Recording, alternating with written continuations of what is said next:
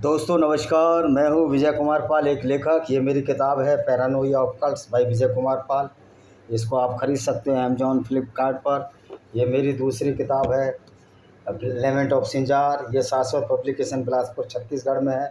आप इसको भी खरीद सकते हो। इससे मेरी 10 किताबें हैं। तो आज हम जो चर्चा करेंगे, जो हमारा चर्चा का विषय होगा वो ये होगा कि भारत का जो क्रिकेटर है या भारत का जो बीसीसीआई है, board of control of India, जिसका कि चेयरमैन अमित शाह का लड़का जय शाह है। ना उसकी शकल है, ना सूरत है, ना अकल है।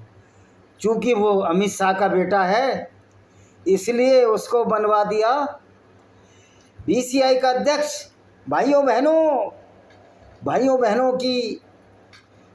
बहनों, मैंने अमित शाह के लड़के जय शाह को अध्यक्ष बना दिया। और भाइयों बहनों, हमें जवानों की कोई चिंता नहीं है।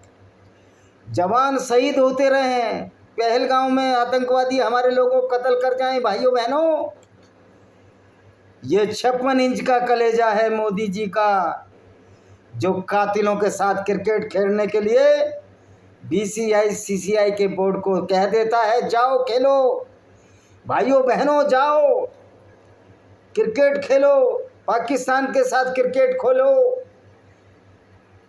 क्योंकि इस नरेंद्र दामोदर दास मोदी जी को, अमित शाह जी को परवाह नहीं है भारत के सैनिकों की। मर रहे हैं तो मरते रहें भाइयों बहनों, अगर वो मर रहे हैं तो हमारा क्या जाता है। कौन सा अमित शाह का बेटा फौज में है, कौन सा नरेंद्र मोदी जी का भतीजा फौज में है। भाइयों बहनों, जितने वायदे मोदी जी ने किए उतने वादे पूरे नहीं हुए। भाइयों बहनों, जो ये मोदी कहता था कि खून और पानी साथ साथ नहीं बह सकते, तो भाइयों बहनों, जो ये कहता था जो पहलगाम के आतंकवादी हैं उनका बदला हमने सिंदूर ऑपरेशन में लिया। भाइयों बहनों, फिर उन्हीं कातिलों के देश में अपने देश के खिलाड़ियों को भेज दिया, जो गद्दार खिलाड़ी हैं, पैसे के भूखे हैं, देश के प्रति वफादार नहीं हैं। ये सारे के सारे गद्दार हैं। भाइयों बहनों, मैं यही कहना चाहता हूँ, भारत के क्रिकेट प्लेयर्स को भारत के सैनिकों की जान की परवाह नहीं है।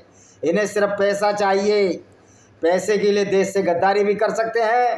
भाइयों बहनों, ये कहते हैं कि भारतीय क्रिकेट टीम ने पाकिस्तानी मोहसिन नकवी से ट्रॉफी नहीं ली, पर उनके साथ खेले एशिया कप। ये तो ऐसा ही है कि तुम्हारे घर में खाना तो खाएंगे पर हाथ नहीं धोएंगे। ये बीजेपी बनियों की सरकार है और इन्हें सिर्फ पैसा चाहिए, इज्जत नहीं।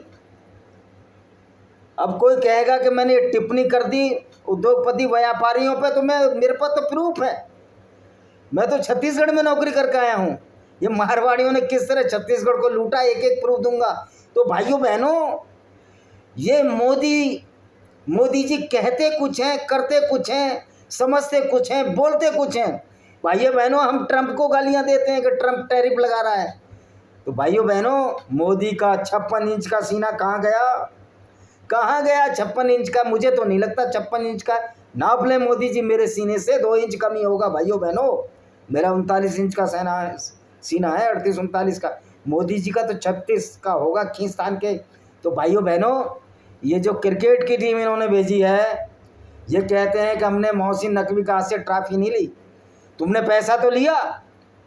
पैसा तुमने जब सूर्य कुमार यादव ने जब घोषणा की कि हम पैसा पहलगांव के लोगों को देंगे, जो राशि जीती जाएगी, तो यानी कि तुम पैसा भी उन लोगों के साथ खेलकर कमाओगे जो भारत के नागरिकों की जान के भूखे हैं, भारतीयों के खून के प्यासे हैं। और सवाल इस बात का है कि इस्लाम के अनुसार किसी भी इस्लामिक कंट्री या मुसलमान के साथ खेलना हराम है, क्योंकि इनका इस्लाम कहता है कि गैर मुस्लिमों के साथ तो दोस्ती नहीं रखनी। गैर मुस्लिम मूर्ति पूजक हैं, जो काफिर हैं, जो मूर्ति भी नहीं पूजते, जो नास्तिक हैं, उनसे दोस्ती ही नहीं रखनी। तो फिर तुम क्या वहाँ ऐसी तैसी मरा कर गए ये वही पाकिस्तानी इस्लामिक आतंकवादी प्लेयर हैं। हाँ, पाकिस्तान का हर मुस्लिम प्लेयर आतंकवादी है, क्योंकि वो उसी इस्लाम को मानता है जो आतंकवाद की विचारधारा को बढ़ावा देती है। तो भाइयों बहनों, ये मोदी जी करते कुछ हैं, कहते कुछ हैं, सोचते कुछ हैं, बताते कुछ हैं। न्यू पेंशन स्कीम में सबको पेंशन नहीं मिल रही। तो भाइयों बहनों, इतना झूठ बोलने वाला प्रधानमंत्री जो पहली बार आया, जो पब्लिक को भ्रम करता है, पब्लिक को भरमाता है, हिंदुओं के नाम पर वोट लेता है, और मंदिरों से अभी भी सरकार टैक्स वसूल रही है। भाइयों बहनों, ये तुम्हारी समझ में नहीं आता। 370 हटा दी। इस मुद्दे पर तो तुम जीत कर आए थे, नहीं हटाते तो तुम्हारा सुपड़ा साफ हो जाता। तो भाइयों बहनों, आज बीजेपी के विकल्प की जरूरत है।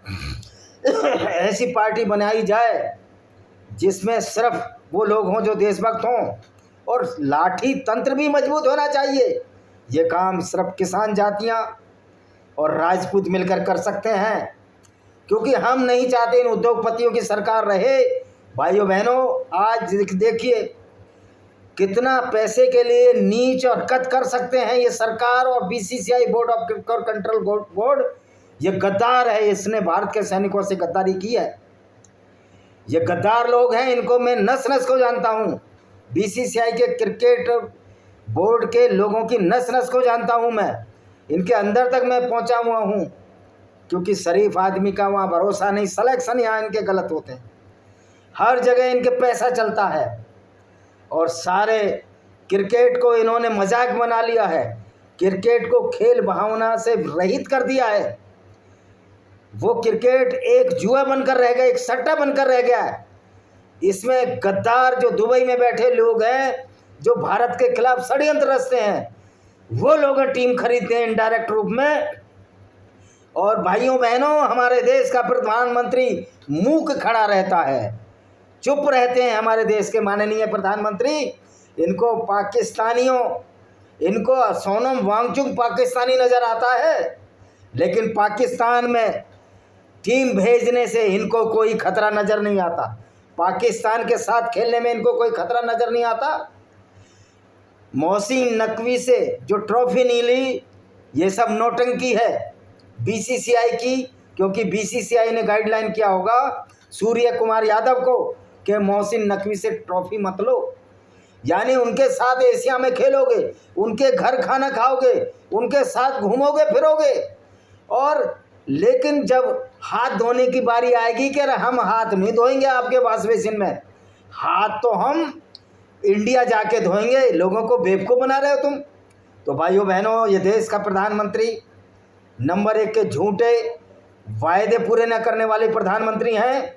ये वो व्यक्ति है जिसने बोला न्यू पेंशन स्कीम, जिसको यूनिफाइड पेंशन स्कीम कहते हैं, सबको मिलेगी। केंद्रीय भंडार निगम में बहुत लोगों को पेंशन ही नहीं मिल रही। जो 2004 के बाद नौकरी में आए उनको मिलेगी, बाकी लोग क्या झाड़ू लगाएंगे या आत्महत्या करके मरेंगे। तो भाइयों बहनों, ये सारे क्रिकेटर भारत के पैसे के भूखे हैं, इनके लिए पैसा पहले है, देश बाद में। कुछ ईमानदार लोग हुए हैं, इंदौर के संजय जगदाले जैसे लोग, ऐसे लोग बहुत कम रह गए हैं इस क्रिकेट में। उन्होंने पैसे को नहीं, क्रिकेट को प्राथमिकता दी। क्रिकेट एक जुआ बन चुका, सट्टा बन चुका है, और ये जुए के सौदागर, सट्टे के सौदागर जो दुबई से अपना रैकेट चलाते हैं, क्या ये अमित शाह जी को मालूम नहीं है? क्या ये नरेंद्र मोदी जी को मालूम नहीं है कि जो टीमें खरीदी जाती हैं इसमें कितना फेरा का उल्लंघन होता है, कितना ब्लैक मनी लगता है, कितना दुबई से पैसा आया और किस तरह दुबई से सट्टेबाजी होती है।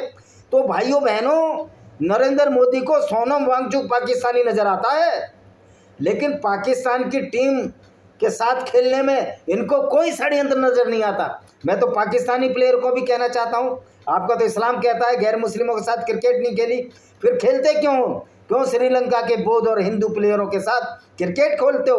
बौद्ध, जैन, सिख धर्म, सिख और हिंदू तो एक ही हैं, क्यों मत खेलो इनके साथ क्रिकेट? और ये मोहसिन नकवी, ये सब दिखावा है।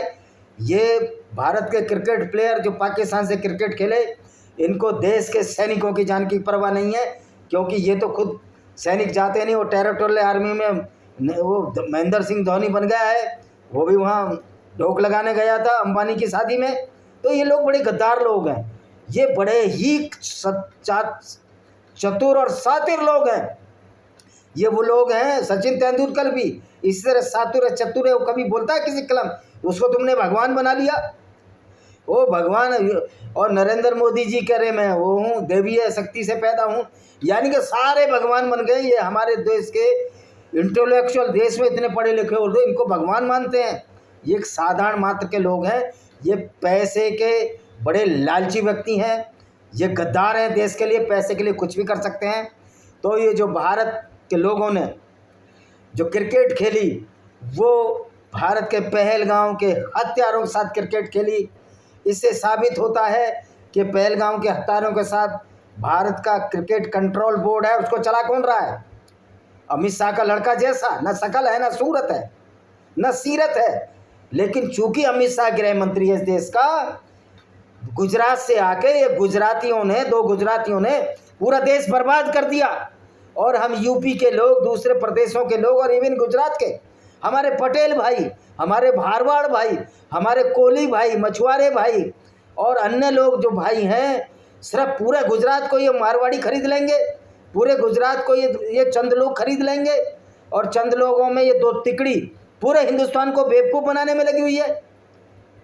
अब ये कहेंगे कि सूर्य कुमार यादव के खिलाफ आपने बोल दिया। ओ भाई, मेरा भी सरनेम पाल है, मैं भी सूर्य कुमार यादव के ही वर्ग से आता हूँ, तो ये तोहमत तो लगा नहीं सकते मैं पिछड़ों के खिलाफ हूँ। क्योंकि वैसे भी क्रिकेट में अगड़े पिछड़ा तो होता ही नहीं, काबिलियत होती है ना, ये तुम भी मानते हो। तो भाई जो भारत के क्रिकेट प्लेयर, जो भारत के सैनिकों की जान की परवाह नहीं, इनको भारतीय नागरिकों की जान की परवाह नहीं। दूसरी बात, जब मुस्लिम के साथ गैर मुस्लिम खेल ही नहीं सकता, तो ये क्रिकेट क्यों खेल रहे हैं उनके साथ? दानिश कनेरिया का हाल देखा आपने, क्या कर दिया? तो इस्लाम तो सर्टिफाइड गुंडा कर दिए, ये आतंकवाद है, इसके खिलाफ बोलेंगे नहीं, वहाँ हिंदुओं की वोट लेंगे, लोगों को बेवकूफ़ बनाएंगे, नया एजेंडा चला देंगे, और उसके बाद क्रिकेट भी उन्हीं के साथ खेलेंगे जो आतंकवादी हैं। तो ये भाइयों बहनों, ये मोदी बहुत दुरंगे व्यक्ति निकले। ये प्रधानमंत्री से बड़ा दुरंगा कोई व्यक्ति मैंने देखा ही नहीं, जो पल पल रंग बदलता है। अब तो इसके चेहरे की चमक भी उड़ गई, हमारे नरेंद्र भाई मोदी जी के चेहरे की चमक भी उड़ गई है, क्योंकि ये झूठ बोलने में माहिर हैं। जब रात को सोते होंगे, इनको नींद नहीं आती होगी।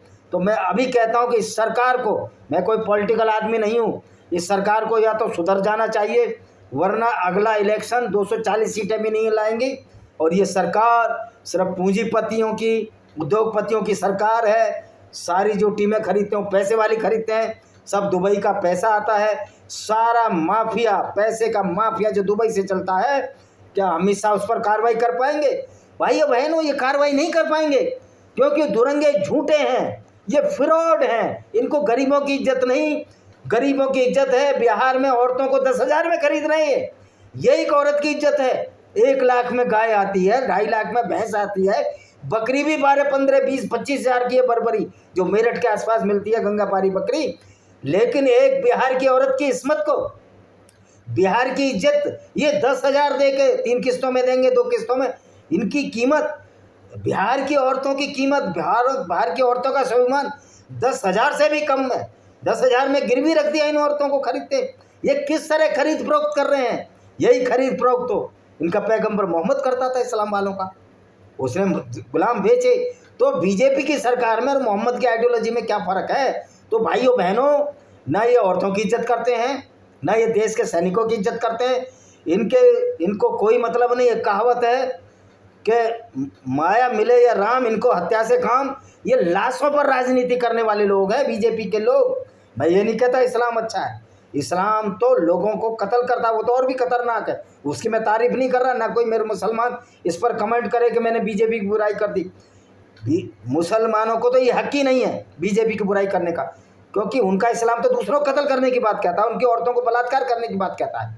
मैं तो चाह रहा हूँ कि गैर मुस्लिम टीम जा रही है, इस्लामिक कंट्रियों से खेलना ही नहीं चाहिए, क्योंकि इस्लाम तो सर्टिफाइड आतंकवाद है। फिर उनका इस्लाम ही तो कहता है कि गैर मुस्लिमों के साथ कोई संबंध नहीं रखते।